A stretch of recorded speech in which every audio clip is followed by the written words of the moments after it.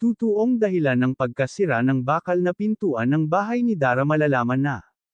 Bago ko ipagpatuloy ang maiksing reaction video na ito, hiling ko lang na patapusin ang panunood nito para malaman ang nilalaman nito, at kung bago ka pa lang sa munting channel na ito, paki-subscribe para lagi kang updated sa video ng mga kalingap.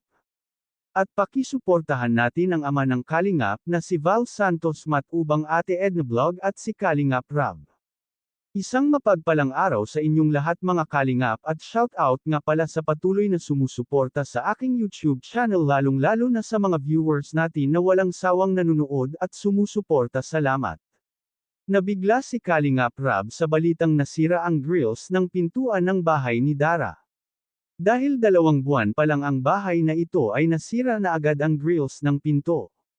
Ito pa naman ang pinaka-importante sa lahat kung bakit nilagyan ito ng grills, dahil ito ang nagsisilbing kaligtasan ng magkapatid. Pero ngayon ito ang unang nasira. Mga komento ng mga viewers ay dahil sa marami na daw ang nakatira sa bahay kaya ito nasira, at karamihan sa nagsasabi na hindi daw matibay ang pagka-welding kaya ito natanggal agad. Dahil kung babalikan natin ang nakaraan ay minadali talaga ang paggawa ng bahay ni Dara para may maayos na itong tirahan at para safe na rin ang magkapatid. Dahil nga sa mga nangyari sa kanila na gusto silang pasukin ng isang magnanakaw. At ang pinagtataka pa ng mga viewers, bakit daw marami na ang nakatira sa bahay ni Dara.